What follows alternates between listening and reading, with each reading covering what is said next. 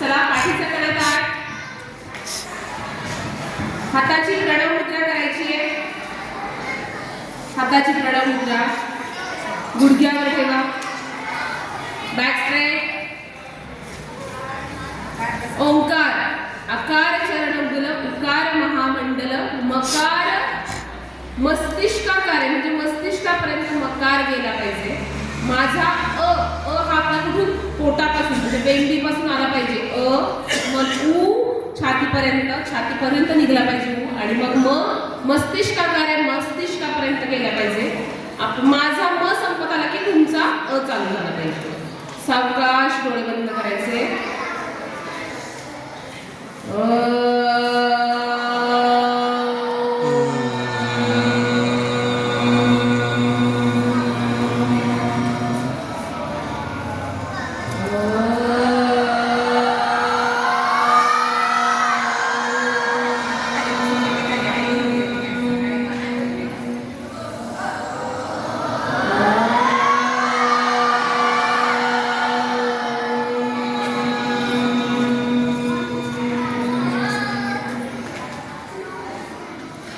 डोळे उघडायचे नाहीये. शांत व्हायचे, स्थिर व्हायचे. मस्तिष्कामध्ये आपल्याला अनुभूती घ्यायची आहे ओंकाराचा परिणाम काय झालाय. Feel the vibrations. आणि आता सावकाश दोन्ही हातांनी घर्षण करायचं. करा घर्षण. एनर्जी निर्माण करा, ऊर्जा निर्माण करा. आणि ती निर्माण झालेली ऊर्जा आपल्या डोळ्यांवर घ्या ती उष्णता आणि सावकाश डोळे उघडा.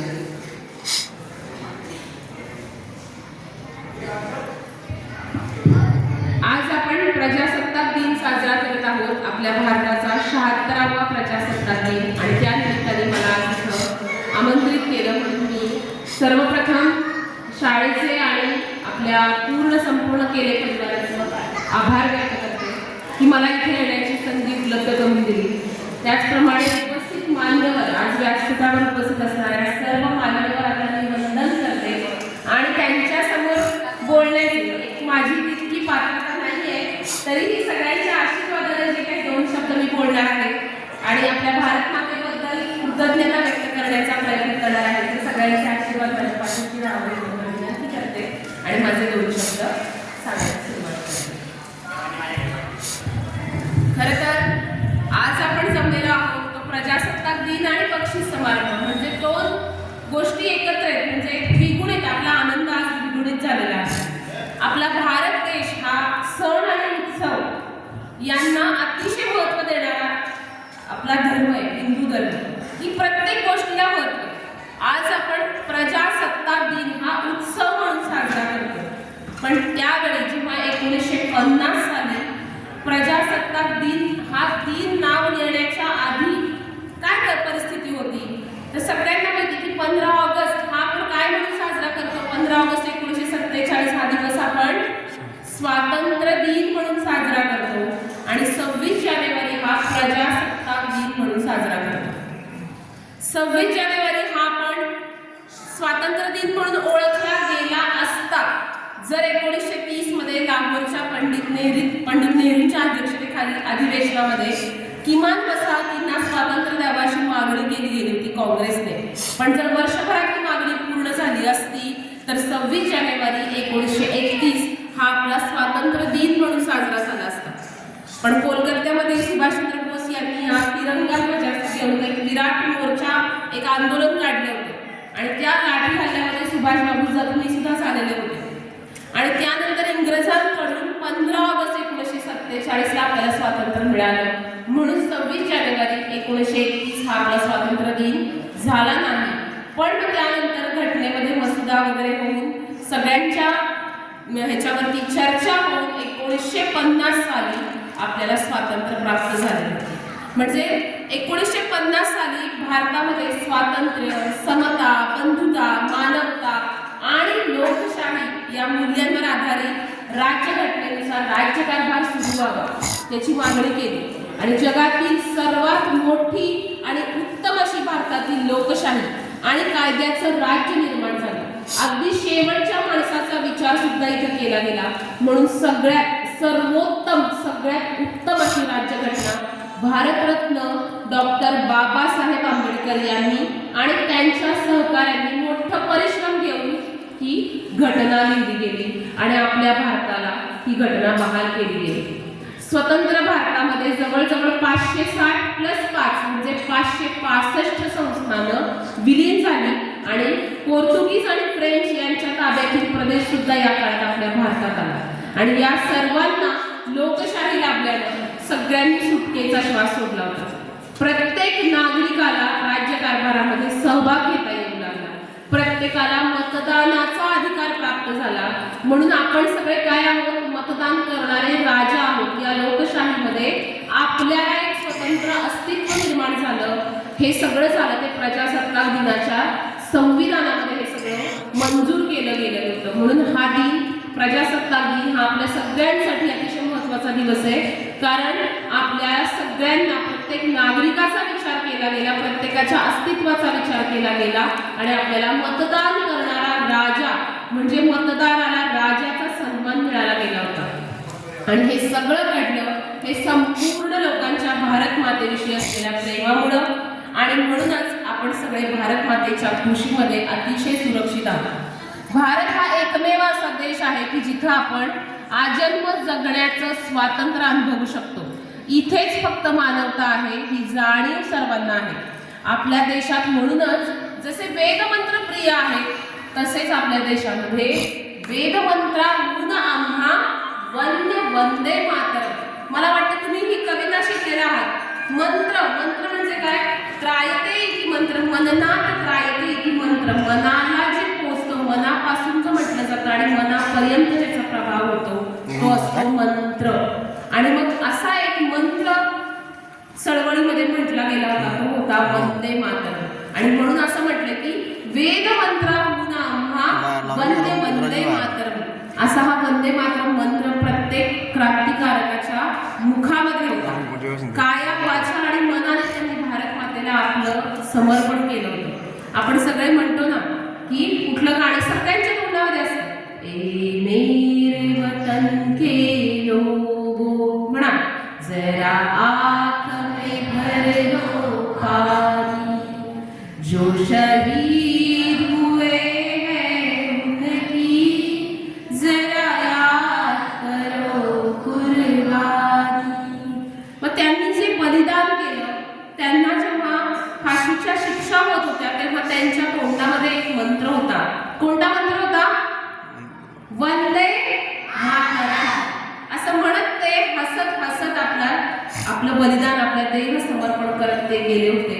आणि मग तो जो दिवस आहे तो दिवस आपण त्यांना आठवण्याचा दिवस आहे. आपल्याला राज्य स्वातंत्र्य तर मिळालं, गुलामगिरीतून आपली सुटका झाली, पण आपण स्वतंत्र आपलं अस्तित्व आहे हे जाणून देण्यासाठी जे संविधान निर्माण झालं ते 26 जानेवारी 1950 रोजी झालं. म्हणून हा प्रजासत्ताक. प्रजासत्ताक हा शब्द जर आपण घेतला तर बघा त्याच्यामध्ये कोणते दोन शब्द आहेत? प्रजा आणि सत्ता. प्रजा म्हणजे कोण? जनता. आपण सगळे म्हणजे प्रजा आहोत आणि सत्ता म्हणजे सत्ता. आपल्या सत्तेचा दिवस स्थापन झाला म्हणजे प्रजेद्वारे निवडलेली सत्ता स्थापन झाली. लक्षात येते प्रजासत्ताक म्हणजे काय? 15 ऑगस्ट हा काय आहे? सगळ्यांनी सांगा 15 ऑगस्ट हा काय आहे? त्या दिवशी काय झालं होतं? भारत हा ब्रिटिशांच्या गुलामगिरीतून मुक्त झाला आणि 26 जानेवारी हा काय आहे? प्रजासत्ताक. प्रजासत्ताक म्हणजे काय? प्रजा म्हणजे आपण सगळे नागरिक आणि सत्ताक म्हणजे ज्याची सत्ता आली. आपल्या नागरिकांना एक स्वतंत्र अस्तित्व समजून आपल्याला मतदानाचा हक्क मिळाला. स्वातंत्र्य, समता, बंधुता, समानता आपलं एक संविधान दिलं गेलं. आपल्याला अधिकार प्राप्त झाले म्हणून प्रजेद्वारे निवडलेली सत्ता म्हणजे प्रजासत्ताक. आणि असं प्रजासत्ताक दिन आपण हा साजरा करत असतो. सगळ्यांना हा फरक समजलाय? स्वातंत्र्य दिन आणि प्रजासत्ताक दिन. तर खऱ्या अर्थाने आपण भारतामध्ये 26 जानेवारी सेलिब्रेट करतोय असं किंवा साजरा करतोय तर का करतोय हे आपल्याला समजलं पाहिजे. 26 जानेवारी हा हा प्रजासत्ताक दिन आहे. आपल्याला या दिवशी आपल्या हक्काचं राज्य मिळालं होतं. भारतामध्ये संविधान पद्मविभूषित आपले डॉक्टर बाबासाहेब आंबेडकरांनी हे संविधान लिहिलं आणि ते संपूर्ण भारतात लागू झालं होतं. हे सगळ्यांना समजलं पाहिजे आणि हा दिवस आपण सगळे साजरा करत आहोत. स्वामी विवेकानंद असं म्हणतात की जो व्यक्ती ज्याचं हृदय दुसऱ्याचं दुःख पाहून दुःखी होत नाही आणि जो व्यक्ती शिक्षित असूनही समाज आणि राष्ट्राबद्दलचा विचार करत नाही तो दगडाप्रमाणे असतो. दगड सगळ्यांना माहिती आहे. दगडावरती जर तुम्ही रोज पाणी घातलं, दगडावरती कधी झाड उगवून आलेलं पाहिलंय का? नाही उगवत. कारण झाड किंवा रोप उगवण्यासाठी तिथे काय असावं लागतं? ओलावा असावा लागतो, माती असावी लागते. मातीतून जे सगळे खनिज द्रव्य, मातीतून जे पोषण मूल्य मिळतात, ती पोषण मूल्य घेऊन ते झाड किंवा ते रोप वाढत असतं. दगडावर वाढेल का?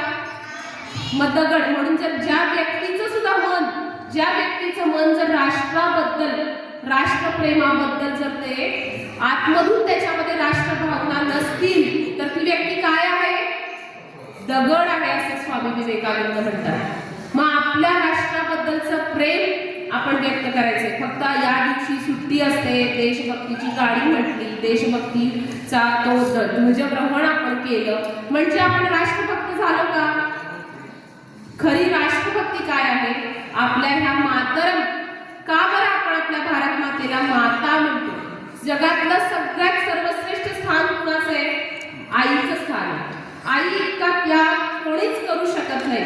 असं म्हटलेलं ना, स्वामी तिन्ही जगाचा, आई विना भिकारी.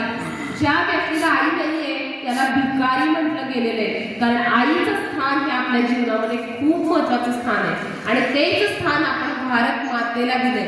जगातलं सगळ्यात मोठं स्थान भारत मातेला दिलंय. भारताला माता म्हणले कारण या मातीतून अनेक वृक्षांची निर्मिती होते आणि भारत माता आपलं पालन पोषण करते आणि म्हणून तिला मातर म्हणले. बघा, वंदे वंदे मातरम असं म्हणतो. तर वंदे, वन हा संस्कृत धातू आहे. आपण आता राजडे काकू येऊन तुम्हाला वंदे मातरम शिकवून गेल्यात सगळ्यांना. तर वंदे मातरम तुम्ही रोज म्हणत होता, प्रॅक्टिस करत होता ना. तर बघा, वंदे मातरम, वंद, वंद म्हणजे टू प्रेज, म्हणजे स्तुती करणं. तर आपल्या भारत मातेची स्तुती, आपण आपल्या भारत मातेचं वंदन करतो. आणि मातरम, मातरम हा संस्कृत शब्द आहे. मातर हा मा म्हणजे मदर. भारताला आपण आईचा दर्जा दिलेला आहे म्हणून मातरम. बघा, अनेक संस्कृत भाषांची जननी ही, अनेक इतर भाषांची जननी ही संस्कृत भाषा आहे. संस्कृत भाषेतून इतर अनेक भाषांचा जन्म झाला. बघा, बेटर आणि हिंदीमध्ये बेहतर म्हणतो आपण. बेहतर म्हणजे चांगलं आणि इंग्लिशमध्ये काय म्हणतो? बेटर. तर मग हे बेहतर, बेटर हे शब्द कुठून आले? संस्कृतमधून आले. तसं मॅटर, मदर हे इंग्लिश शब्द कुठून आले? संस्कृत मातर मधून आलेले. तर अनेक भाषांची जननी ही संस्कृत आहे आणि वंदे मातरम हे उच्च संस्कृत बंगाल भाषेमध्ये लिहिलेलं गेलं होतं. कुणी लिहिलं आहे हे वंदे मातरम? तर कवी बंकिमचंद्र चटर्जी यांनी लिहिलं होतं 1870 मध्ये. 1870. आणि कसं लिहिलं? तर ते जेव्हा प्रवास करत होते, रेल्वेतून प्रवास करून जात असताना त्यांना आपली भारत माता दिसली. अतिशय सुंदर पाण्याचे झरे, त्याच्यामध्ये तलाव, त्याच्यामध्ये असणारी ती उमललेली कमळं, त्यामध्ये असणारे ते बदक किंवा राजहंस, ते सगळे पक्षी, हिरवीगार आपले धान्य, हिरवीगार शेत, हे सगळं बघितल्यानंतर त्यांच्या तोंडातून आपोआप आपल्या भारत मातेबद्दलचे शब्द निघाले, वंदे मातरम. लक्षात येतंय आपण वंदे मातरम बद्दल जाणून घेतोय. तर कोणी लिहिली ही वंदे मातरम कविता? कोणी लिहिली आहे? बंकिमचंद्र चटर्जी. त्यांना चट्टोपाध्याय असे म्हटलं जातं. हे बंगाली कवी आहेत आणि त्यांनी ही कविता लिहिली. त्यांच्या आनंदमठ या कादंबरीमध्ये सुद्धा ती समाविष्ट केली गेली होती. त्यानंतर अनेक काळ गेल्यानंतर ही कविता 1937 साली आपल्या 1896 साली आपले रवींद्रनाथ टागोर यांनी या कवितेतील पहिले 2 कडवे आपल्या काँग्रेस अधिवेशनामध्ये म्हटली गेले आणि 1937 साली याला राष्ट्रीय गीत म्हणून दर्जा प्राप्त झाला. मधल्या कालावधीमध्ये वंदे मातरम म्हणण्यावरती बहिष्कार होता. जो कोणी वंदे मातरम म्हणेल त्याला तुरुंगात टाकलं जायचं. लक्षात घ्या, आपल्याला फक्त 10 मिनिटं, मी जास्त वेळ घेणार नाहीये, आपला बराच वेळ गेला, तुम्ही सकाळी 8 पासून उपस्थित आहात. पण आपल्या भारत मातेबद्दलचं हे प्रेम मला जर आज इथे उपस्थित करण्यात आलं तर भारत मातेबद्दलचं प्रेम मला व्यक्त करायचं, तुमच्या मनामध्ये आपल्या भारताबद्दलचं प्रेम जागृत झालं पाहिजे, तर खऱ्या अर्थाने प्रजासत्ताक दिन साजरा केल्यासारखं होईल. त्यामुळे सगळे लक्ष द्या. बोर होतंय का तुम्हाला? समजताय का? अजून सोप्या भाषेत सांगू. वंदे मातरम हे कोणी लिहिलं? बंकिमचंद्र चटर्जी यांनी लिहिलं होतं. त्याच्यावरती बंदी आणली होती. इंग्रज लोक वंदे मातरम म्हटलं की तुरुंगात टाकायचे. वंदे मातरम म्हटलं की तुरुंगात टाकायचे. कारण वंदे मातरम म्हणजे आपण भारत मातेचं वंदन करत होतो आणि त्यावेळी हा मंत्र झाला होता भारत मातेबद्दलचा. जसा आता आपण राम श्रीराम जय राम जय जय राम म्हणतो, श्रीकृष्णाचा जप करतो, तसा वंदे मातरम हा क्रांतिकारकांच्या तोंडामध्ये असणारा मंत्र झाला होता. जो कोणी वंदे मातरम म्हणेल त्याला तुरुंगात टाकलं जायचं. आणि त्यावेळी अनेक वीरांनी आपलं प्राणाचं बलिदान करताना वंदे मातरम म्हटलं. आणि मग 24 जानेवारी 1950 साली भारतीय संविधान सभेनं हे आपलं राष्ट्रीय गीत म्हणून संपूर्ण देशामध्ये मान्य केलं, कारण ते सामर्थ्याचं बीज होतं. मग वंदे मातरम तुम्ही सगळे म्हणता, सगळ्यांनी शिकले, मला फक्त थोडक्यात त्याचा अर्थ सांगायचा आहे. वंदे मातरम पुढचं कडवं काय आहे? सुजलाम सुफलाम. सुजलाम, सु म्हणजे काय? स्वागतम आणि सुस्वागतम. सु हा शब्द कुठे येतो सांगा? जिथं चांगलं असतं तिथं सु असतं आणि जिथं वाईट असतं तिथं दूर असतं. सुख दुःख, खत कॉमन आहे. सुख, सु आलं की काय? चांगलं, आणि दु आलं की वाईट. बघा, सुजन दुर्जन, सु आलं की चांगलं, दूर आलं की वाईट. तसं सुस्वागतम म्हणतो आपण, स्वागतम करतो. पण सुस्वागतम म्हणजे काय? चांगलं स्वागत. आपण सुस्वागतम सुस्वागतम म्हणतो. तसं सुजलाम, आपल्या भारतातलं जल कसं आहे? सगळ्यात शुद्ध जल आहे, अतिशय सुंदर स्वच्छ पाणी आहे, मधुर पाणी आहे आपल्या भारतातलं. इतकं पाणी उपलब्ध आहे की भारतामध्ये कधीच पाण्याची कदात होणार नाही. आणि असं छान म्हणून सुजलाम सुफलाम. सुफलाम म्हणजे इथे येणारी फळ आहेत ही अतिशय सुंदर आहे. बघा, आंबा हे एक फळ जर घेतलं तर आंब्याच्या जवळजवळ 100 ते 150 जाती भारतामध्ये उपलब्ध आहेत. म्हणून ती कशी आहे? सुफलाम. मलयज शीतलाम. मलयज, तर मलय नावाचा एक पर्वत आहे आणि तो पर्वत दक्षिणेकडे आहे आणि त्या पर्वतावरती चंदनाची भरपूर झाड आहेत. आणि आता चंदनाची झाडं, चंदनाचा गुणधर्म काय आहे? कोण सांगेल? चंदनाची झाडे कशी असतात? गार. गारला शब्द काय आहे? शीतल, म्हणजे थंड. मग त्या चंदनाच्या झाडांवरून येणारं जे वारे ते कसं आहे? शीतल वारे, थंड वारे. म्हणून मलयज शीतलाम. पुढे काय म्हटलंय? सस्य. सस्य म्हणजे कोठार आहे. संस्कृत मध्ये सस्य म्हणजे स्टोर रूम. स्टोर रूम म्हणजे कोठार. जसं शस्त्रागार असतं त्याच्यामध्ये शस्त्र ठेवली जातात, तसं धान्याचं कोठार, त्याला संस्कृत मध्ये म्हणतात सस्य. सस्य श्यामला मातरम. श्यामला म्हणजे हा सगळा अंधकाराच्या वेळी, रात्रीच्या अंधकारामध्ये चांदण्या चमकतायत. शुभ्र ज्योत्स्ना पुलकित यामिनी. रात्रीच्या वेळी हा जो चंद्र, ह्या चांदण्या चमकतायत. म्हणून हे काय म्हटलंय? सस्य शुभ्र ज्योत्स्ना पुलकित यामिनी. पुलकित म्हणजे काय? फुल्ल पुलकित होणं म्हणजे रोमांच अंगावर दाटतं जेव्हा भारताचं वर्णन आपण ऐकतो. फुल्ल कुसुमित द्रुमदल शोभिनी. पक्व झालेलं उमललेलं फूल जसं असतं, वृक्ष, अशी फुलं तर भरपूर आहेत आणि वृक्षांचा समूह आपल्या भारतामध्ये आहे. सुहासिनी. बघा, तुम्ही हसत माझ्याकडे पाहिजे, तुम्ही हसत बोलले तर तुम्हाला माझा चेहरा जर मी दुःखी करून बोलले कसं वाटेल? बघा, मी गळगळलेल्या अवस्थेमध्ये बोलले तर आवडेल का तुम्हाला? नाही. तसं आपली भारत माता कशी आहे? सुहासिनी.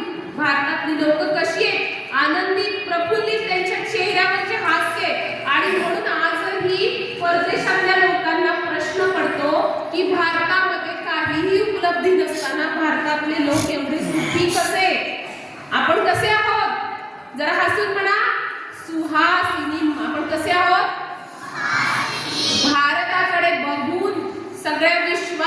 आजही जलसी होते, म्हणजे त्यांना असं वाटतं आजही तिकडची लोक आपल्याकडे धाव घेतात की भारतात असं काय ती शांतता मिळवण्यासाठी आपल्या ग्रंथांचा अभ्यास करतात.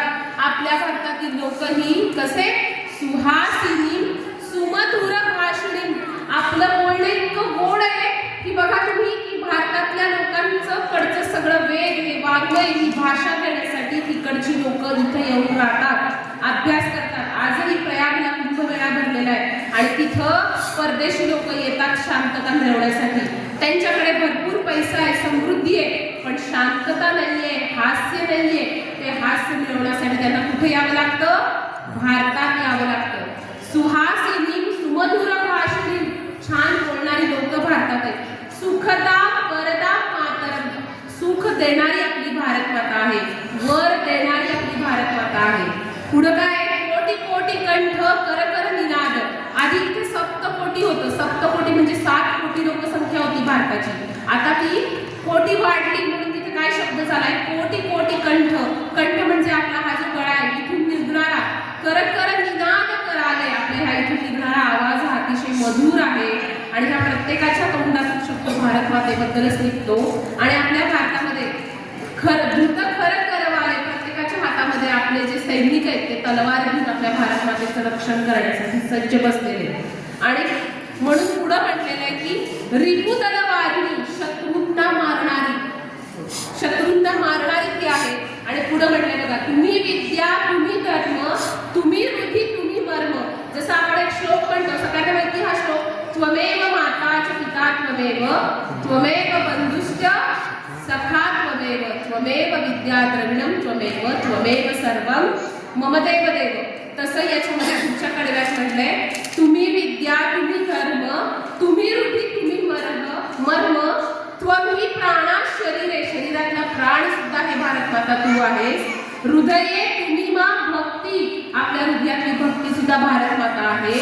आणि तोमारी प्रतिमा गडी मंदिरे मंदिरे, तुझ्याच प्रतिमा सगळ्या मंदिरामध्ये बसलेल्या आहेत, अशी ही भारत माता आहे. आणि पुढे म्हणते त्वम ही दुर्गा दशप्रहरण धारिणी, ही तू दुर्गा आहेस, 10 हातांमध्ये तू शस्त्र घेऊन उभी आहेस. तू कधी दुर्गा आहेस, तू कधी लक्ष्मी आहे. कमला कमलतल विहारिणी, लक्ष्मी कुठे बसते?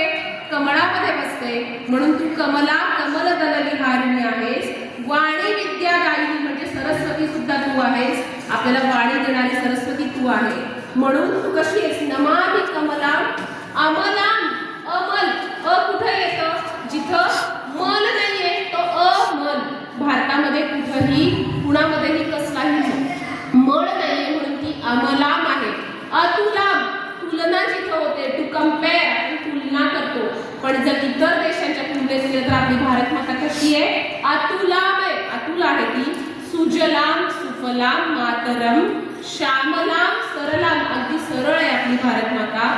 सुस्मिताम भूषिताम, भूषण. बघा आज आपल्याला जर कार्यक्रमाला यायचे म्हटल्यावर आज ह्या सगळ्या मुली कशा छान आभूषणं घालून आल्यात, कानामध्ये कर्णकुंडल घातले, डोक्यावरती इथे काहीतरी तुम्ही घातले ना, काय म्हणतात त्याला, बिंदी लावलेली आहे, तुम्ही थोडंसं फुलं वगैरे लावून आलाय, तुम्ही काय केलंय? स्वतःला भूषित केले.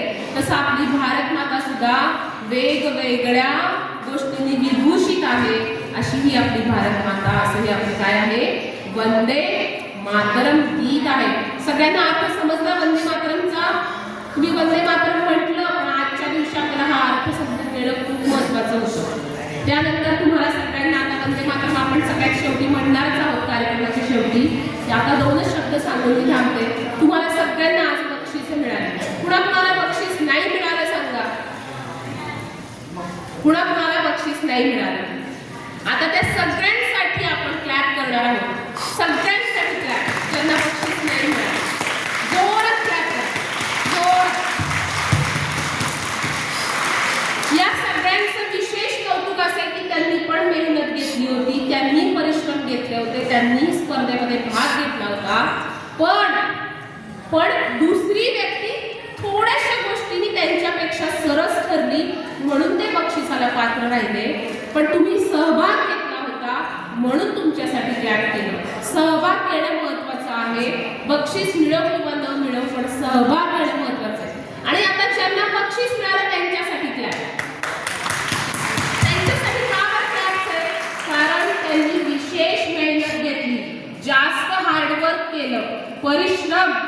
भारताचं हे विभूषण आहे, जिथं परिश्रम असतो तिथं यश मिळतं. तुम्ही जास्त परिश्रम घेतले म्हणून तुम्हाला आज बक्षीस मिळालं. मग आता ज्यांना बक्षीस मिळालेलं त्यांनी काय करायचंय? बक्षीस मिळवण्यासाठी आपल्या मनामध्ये अजून जिद्द निर्माण करायची आहे.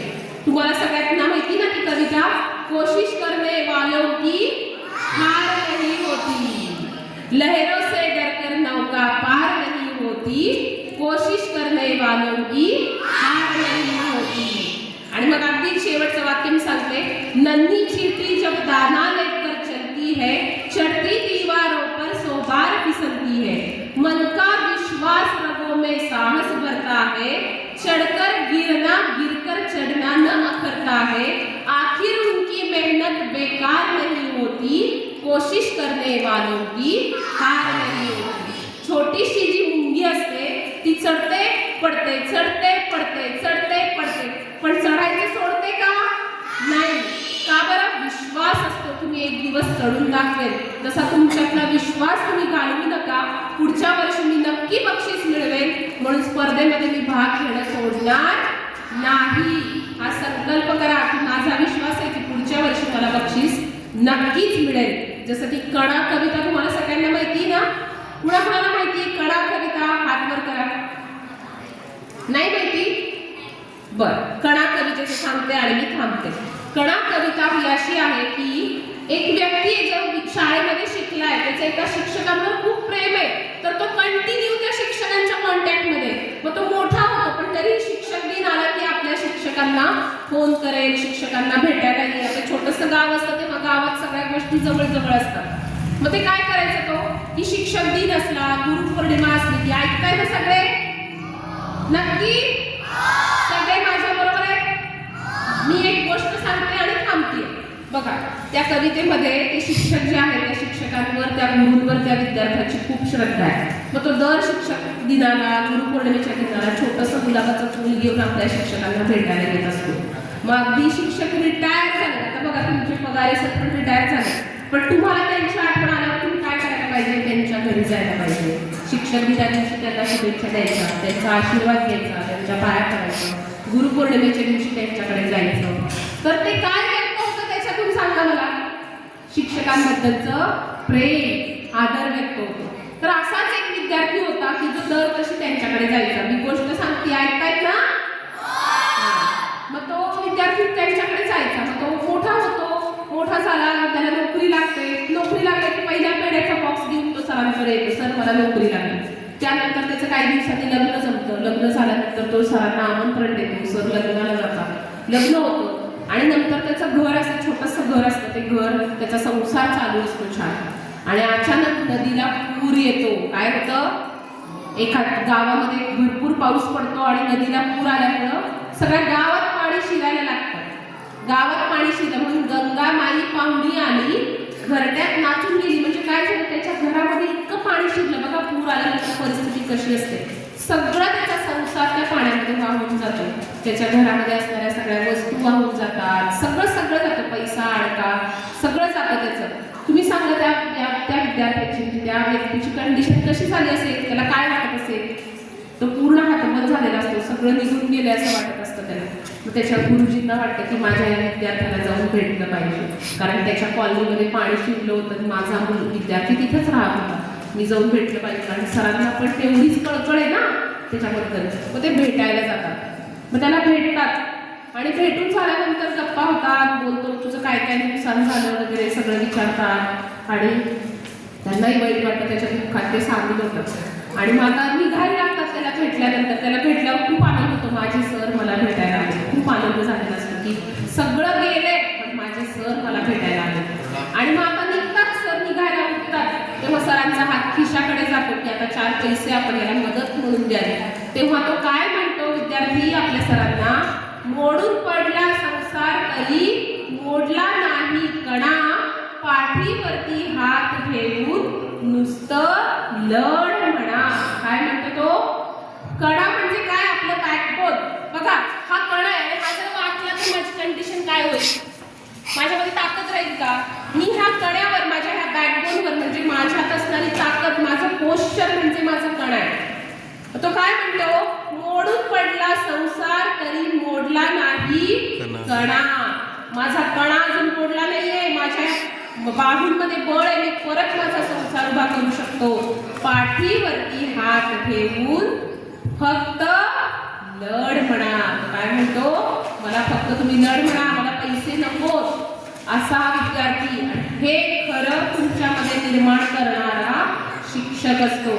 त्यामुळे बक्षीस ही एक साधी गोष्ट आहे. बक्षीस तुम्ही वापराल तर तुम्हाला जे सर्टिफिकेट शाळेने दिलंय ते सर्टिफिकेट तुमचं प्रेरणास्थान आहे. ते सर्टिफिकेट छान लॅमिनेट करा आणि ते सर्टिफिकेट जपून ठेवा. तो नुसता कागद नाहीये, तर तुमच्या शाळेने तुम्हाला दिलेलं सगळ्यात मोठं प्रेरणा, मोटिवेशन आहे की पुढच्या वर्षी मी अजून प्रगती करेन, अजून चांगले मार्क मिळवेल, मी अजून बक्षीस मिळवेल. म्हणून तुम्ही आपल्या शाळेतल्या शिक्षकांना, आपल्या शाळेतल्या गुरूंना तुमच्या हृदयात जपून ठेवा.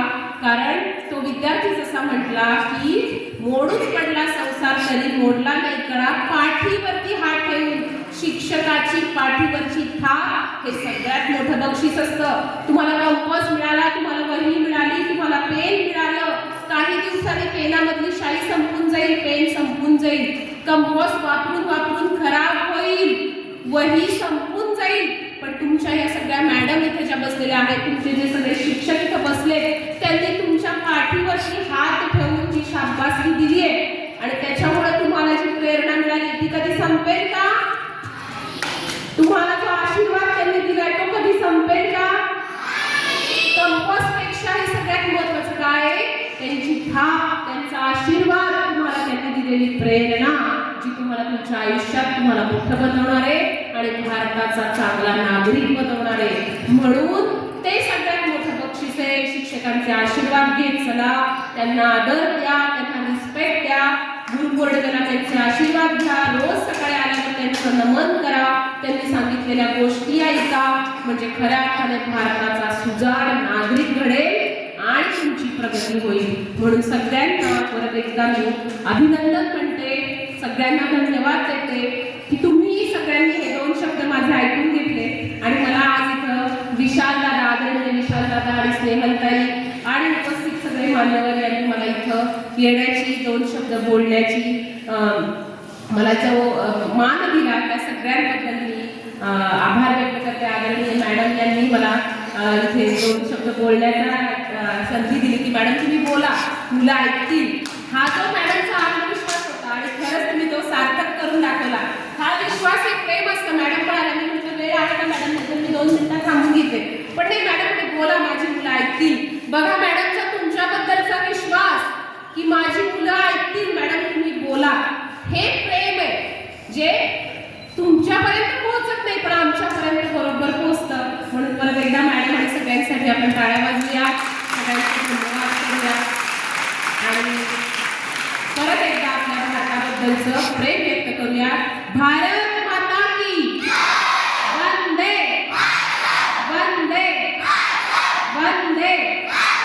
आणि आज संकल्प करूया की वंदे मातरम 5 कडव्यांचा आपण एका कागदावर लिहा, आपल्या घरात हॉलमध्ये लावा आणि कोणी आलं की पाहुण्यांनी विचारलं पाहिजे की 5 कडव्यांचं वंदे मातरम, आम्हाला तर फक्त 2च कडवी माहिती होती, तेव्हा तुम्ही सांगा की हे 5 कडव्यांचं वंदे मातरम आहे.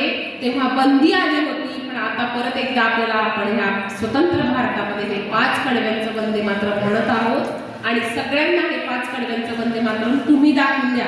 लिहिणार का मग आज 26 जानेवारी दिवशी हा संकल्प करणार? काय करायचंय? सुंदर अक्षरात वंदे मातरम एका कागदावर लिहायचंय, स्केच पेननी त्याला छान बॉर्डर करायची, डिझाईन काढायची आणि आपल्या हॉलमध्ये लावायचंय. जो कोणी येईल त्यांना सांगायचंय की आपलं वंदे मातरम आहे, 5 कडव्यांचं वंदे मातरम सगळ्यांपर्यंत पोहोचवायचंय. कराल ना आपल्या भारत मातेसाठी? नक्की? प्रॉमिस? पुढच्या वेळी आल्यावर मी मॅडमला विचारेन, मॅडम खरंच त्यांनी वंदे मातरम, माझा विश्वास आहे जसा मॅडमचा विश्वास होता तुम्ही ऐकून घेणार, तसा माझा विश्वास आहे तुम्ही नक्की वंदे मातरम लिहिणार आणि आपल्या हॉलमध्ये लावणार आणि सगळ्यांपर्यंत 5 कडव्यांचं वंदे मातरम पोहोचवणार. खऱ्या अर्थाने आपल्या भारत मातेबद्दलचं प्रेम आज तुम्ही व्यक्त करणार जर 5 कडव्यांचं वंदे मातरम लिहिलं तर हे प्रेम व्यक्त करणार ना? करणार ना सगळे? वंदे मातरम लिहिणार ना? ठीक आहे. Proud of you all. Thank you. Love you all.